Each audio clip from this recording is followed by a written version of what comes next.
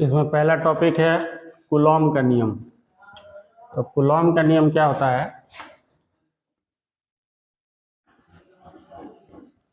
दो बिंदु आवेश होते हैं चार्ज पॉइंट, एक पर Q1 चार्ज है और एक पर Q2 चार्ज। दो बिंदु आवेश A और B, ठीक है। इधर इस पर फोर्स लगाएगा और इधर पर इस पर फोर्स लगाएगा, ठीक है। तो Q2 जो है यहाँ पर जो फोर्स लगाएगा वो F12 हो जाएगा Q1 पर, और Q1 जो इस पर फोर्स लगाएगा वो हो जाएगा F21। इन दोनों के जो बीच की डिस्टेंस है R।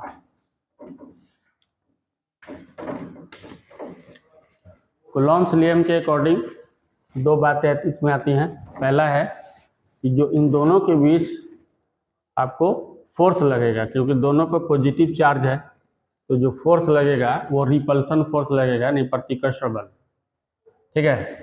तो प्रतिकर्षण बल जो लगता है, ये फोर्स इन दोनों के, ये जो चार्ज पॉइंट है इन दोनों के प्रोडक्ट के प्रोपोर्शनल होता है, यानी Q1 इंटू Q2।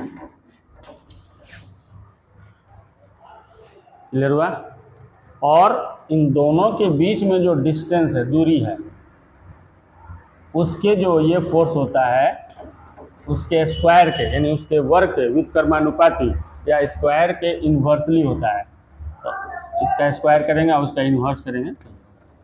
अब दोनों को एक जगह हम जब लाएंगे तो F इज इक्वल टू हो जाएगा F proportional Q1 into Q2 by R square, ठीक है।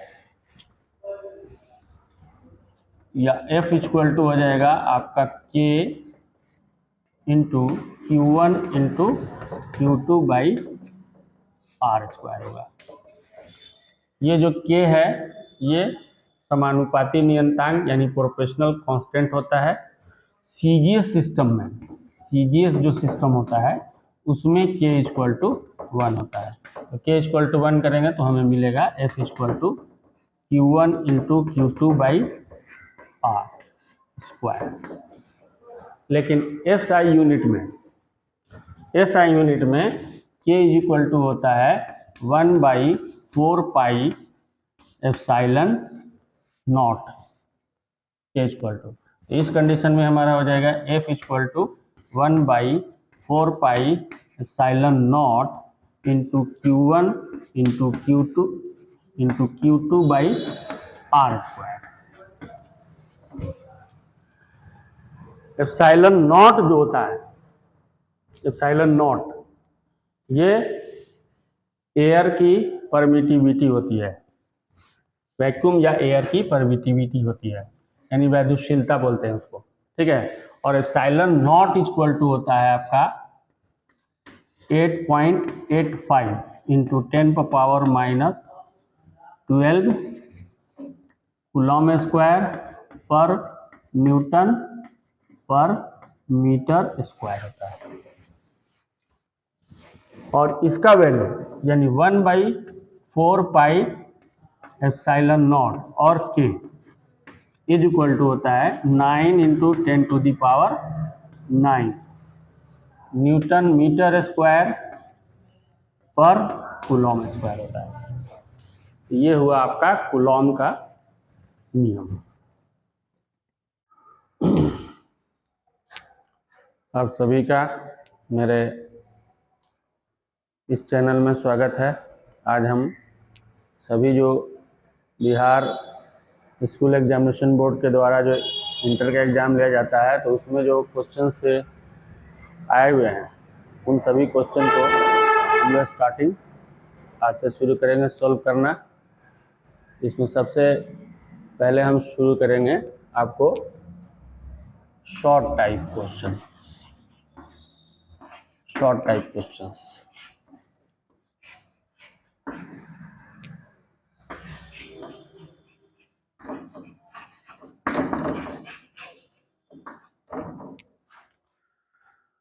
शॉर्ट टाइप क्वेश्चंस में जो पहला क्वेश्चन है वो कह रहा है कि आयतन घनत्व की परिभाषा लिखें, इसके एसआई मात्रक को लिखें। यानी हमको कह रहा है आयतन आवेश घनत्व।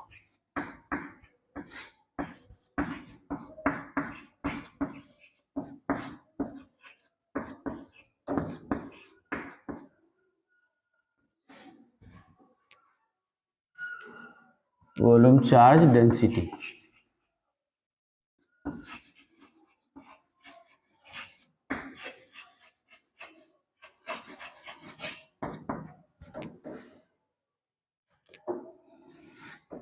अब ये वॉल्यूम है किसी चीज का और इस पर जो है ये चार्ज है वॉल्यूम पर। ये हो गया वॉल्यूम और ये हो गया क्यू चार्ज। तो जो भी volume per unit volume Q charge है, ठीक है। तो per unit volume Q charge को हम लोग आयतन आवेश घनत्व कहेंगे। यानी प्रति आयतन चार्ज जो रहेंगे उनके आवेश को किसी भी सरफेस वॉल्यूम वाला जो 3 डायमेंशनल बॉडी है उस पर जितने ये आवेश क्यू रहेंगे प्रति वॉल्यूम, उनके जो चार्ज होंगे उसी को हम लोग आयतन आवेश घनत्व कहते हैं। और आयतन आवेश घनत्व को हम लोग रो से डिनोट करते हैं। तो रो बराबर हो जाएगा Q/V। एसआई मात्रक इसका यूनिट होगा, एसआई मात्रक कूलॉम प्रति मीटर क्यूब, ठीक है। ये हो गया इसका एसआई मात्रक। दूसरा हो जाएगा आप इसका डायमेंशन या डायमेंशनल फॉर्मूला, ठीक है। तो डायमेंशनल फॉर्मूला हो जाएगा आपका AT L इनवर्स Q। ये हो जाएगा इसका डायमेंशनल फॉर्मूला। ये हो गया आपका आयतन आवेश घनत्व।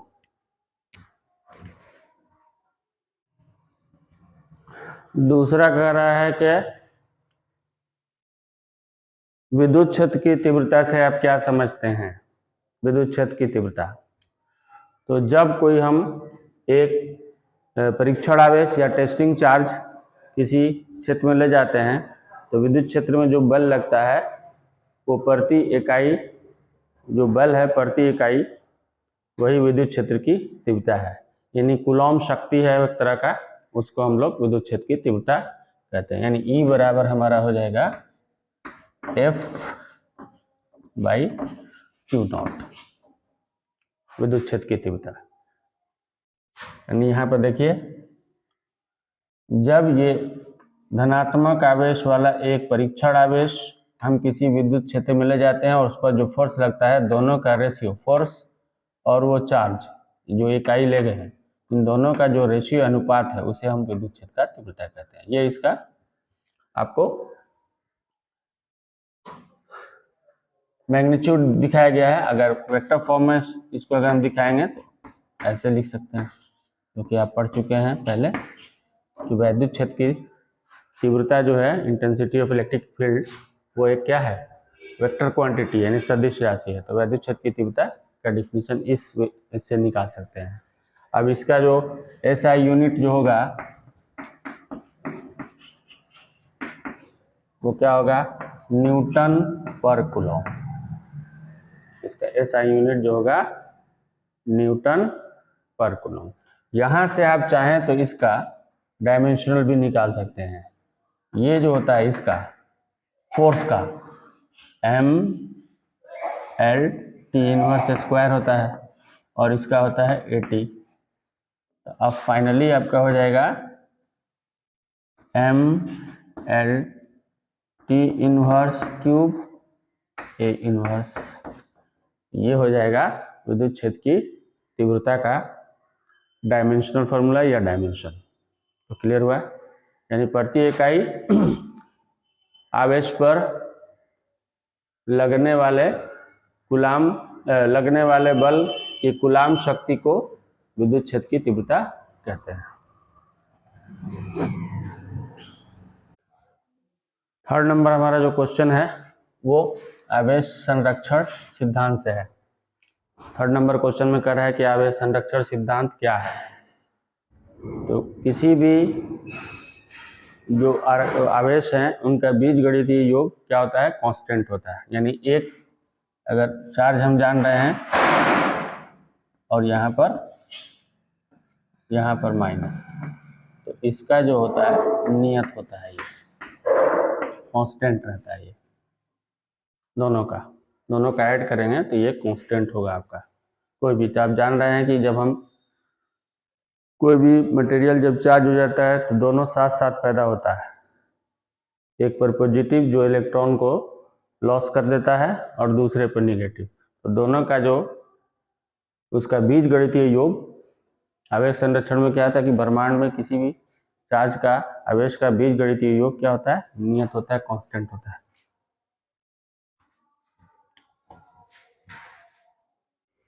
चौथा नंबर क्वेश्चन हमारा है कि दो समान बिंदु आवेशों के कारण विद्युत क्षेत्र की बल रेखाएं खींचिए। दो समान बिंदु आवेश यानी सजातीय आवेश की ये बात कर रहा है।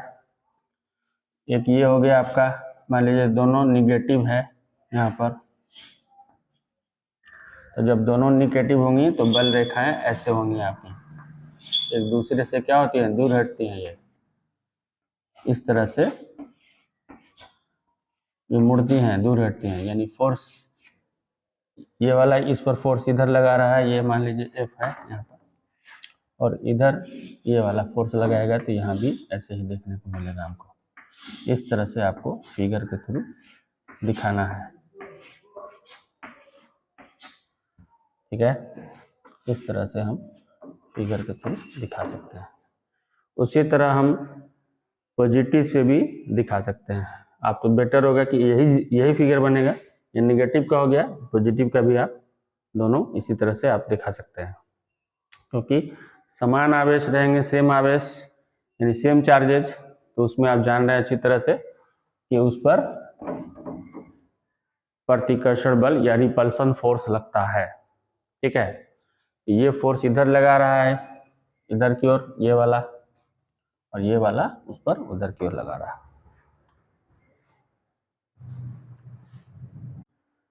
अब है पैरा वैद्युत शक्ति से आप क्या सकते हैं, और सापेक्षिक वैद्युशीलता क्या है। तो वह महत्तम वैद्युत क्षेत्र जिसमें परावैद्युत बिना शक्ति क्षय के कार्य करता है ना। वह महत्तम वैद्युत क्षेत्र जिसमें परावैद्युत बिना शक्ति क्षय के कार्य करता है उसे परावैद्युत शक्ति कहते हैं। और इसका जो दूसरा है, इसमें है कि जो कूलाम बल लगते हैं वैद्युत क्षेत्र में कूलाम शक्ति की वजह से, जो तो उन एक हो गया निर्वात में उसकी स्पीड, और एक हो गया किसी मीडियम में स्पीड, दोनों के अनुपात को सापेक्षिक वैद्युतशीलता कहते हैं। इसका कोई मात्रक नहीं होता है, ठीक है। सापेक्षिक वैद्युतशीलता क्या है, निर्वात में कूलाम बल, निर्वात में कूलॉम बल अब बट्टा हो गया किसी माध्यम में कूलॉम बल, किसी माध्यम में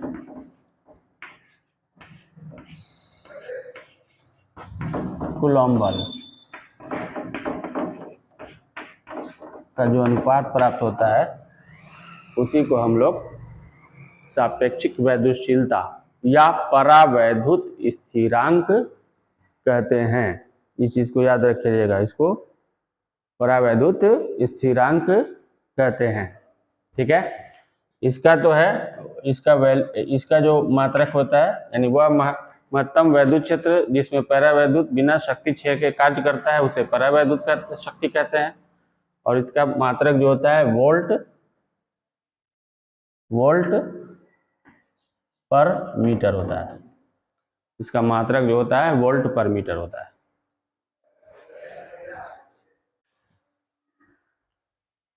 अगला है हमारा वैद्युत द्विध्रुव आघूर्ण, इलेक्ट्रिक डाइपोल। तो इलेक्ट्रिक डाइपोल को हमको डेफिनेशन लिखना है और इसका एसआई मात्रक। जब दो अपोजिट चार्ज यानी एक माइनस क्यू और एक प्लस क्यू, यानी दो विपरीत आवेश कुछ दूरी पर, एक दूसरे से कुछ दूरी पर, ठीक है, दो विपरीत आवेश और दोनों का मैग्नीट्यूड बराबर होना चाहिए, यानी परिमाण दोनों का क्या है, बराबर होना चाहिए, कुछ दूरी पर रखे रहते हैं, तो उसको हम लोग वैद्युत द्विध्रुव कहते हैं। इसको पहले वैद्युत द्विध्रुव का परिभाषा ये हो गया, वैद्युत द्विध्रुव इसको कहते हैं। और इसका ये मिड पॉइंट है, सपोज दैट ये ए है और ये बी है और ये ओ है, यहाँ एल हो गया इसकी, यहाँ से यहाँ तक मिड पॉइंट से, और यहाँ से यहाँ तक भी इसकी एल हो गई, ठीक है। तो अब कुल इसकी लंबाई जो होगी 2l हो जाएगी, कुल टोटल लेंथ, ठीक है, ठीक है। ये तो हो गया वैद्युत द्विध्रुव हो गया। अब वैद्युत द्विध्रुव आघूर्ण के बारे में आ रहा है।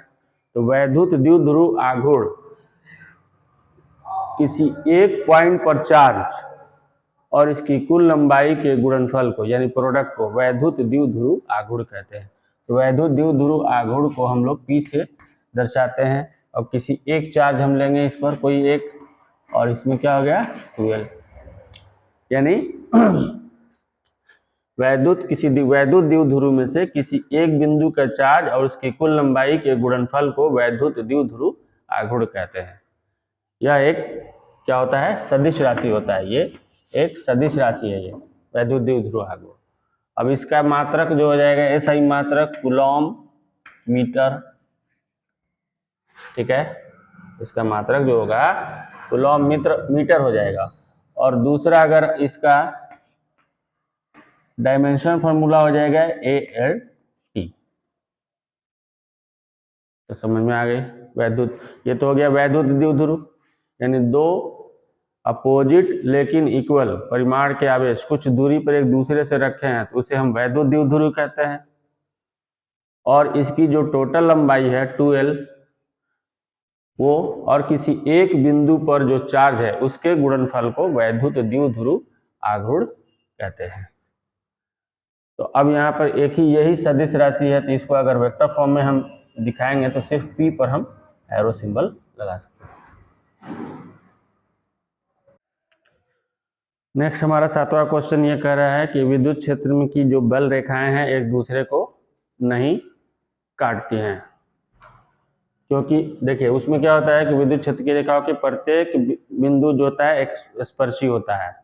दूसरा चीज आप पढ़ चुके हैं कि अगर हम यहाँ पर ये पॉजिटिव रखें और यहाँ पर ये निगेटिव, तो वैद्युत बल रेखाएं जो होती हैं निष्कोणीय एक काल्पनिक रेखा होती हैं जो पॉजिटिव से निगेटिव की ओर गमन करती हैं। ये पॉजिटिव से निगेटिव की ओर एक सर्टेन इनका डायरेक्शन होता है, पॉजिटिव से निगेटिव की ओर, पॉजिटिव से निगेटिव की ओर सर्टेन इनका डायरेक्शन होता है।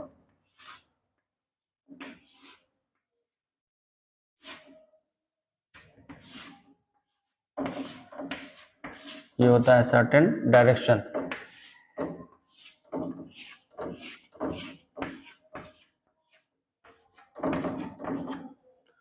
प्रत्येक बिंदु स्पर्शी होता है तो एक दूसरे को काटेंगे ही नहीं, और सर्टेन डायरेक्शन है, इधर से नहीं जा रही है, वो हमेशा पॉजिटिव से नेगेटिव की ओर जा रही है। और इंटरसेक्शन तब होगा जब एक दूसरे को काटेंगे कि एक पॉजिटिव से है और एक नेगेटिव से है। तो प्रत्येक बिंदु स्पर्शी होती है, इसलिए वो एक दूसरे के। दूसरा इसी में कह रहा है क्या दो समविभव पृष्ठ एक दूसरे को काटते हैं, यहाँ पर भी सेम केस आ जाएगा, दो समविभव पृष्ठ एक दूसरे को नहीं काटते हैं। 8वां नंबर है धारावाही चालक में विद्युत क्षेत्र तीव्रता की परिभाषा है। तो धारावाही चालक में न तो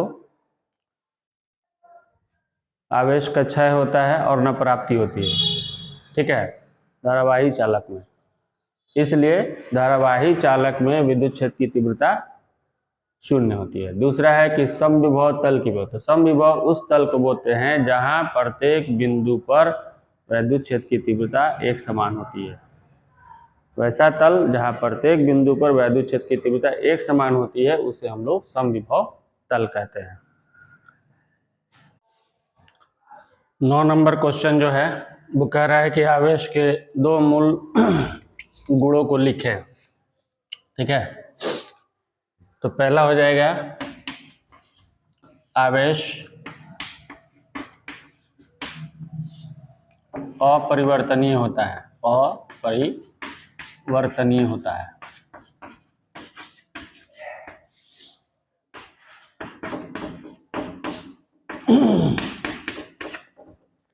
यानी आवेश न तो उत्पन्न किया जा सकता है और न ही नष्ट किया जा सकता, अपरिवर्तनीय रहता है।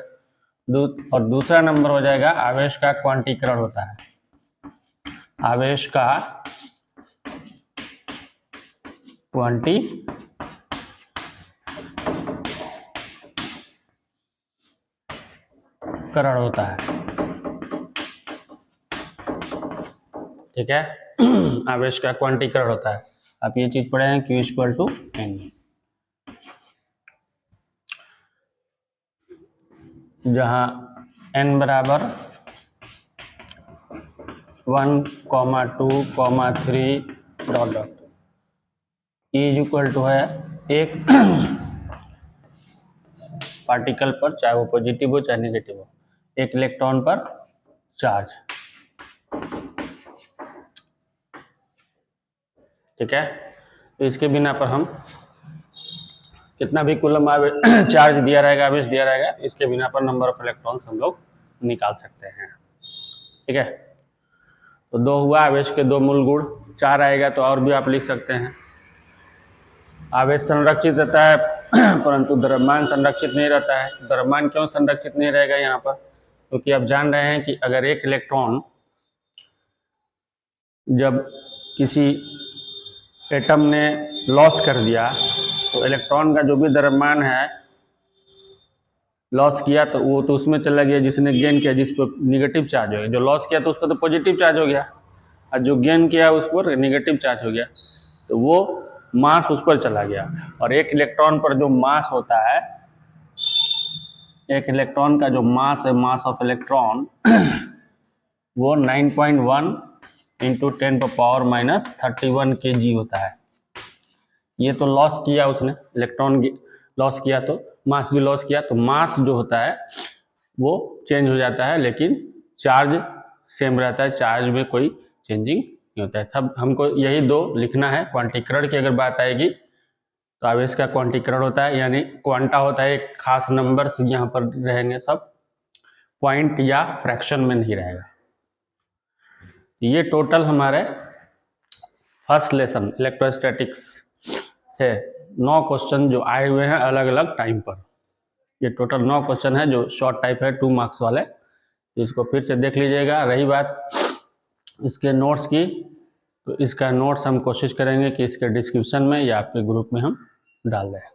ठीक है, और मेरे इस चैनल को आप सब्सक्राइब कर लीजिए और बेल आइकन दबाइए ताकि अगला होगा। इसका अब लॉन्ग वाला हम बहुत जल्द एक दिन के अंदर सब लॉन्ग वाला जितने क्वेश्चन आए हुए हैं यार बोर्ड में 10 सालों में पहले लेसन से, उसको मैं सेंड करूँगा आपको।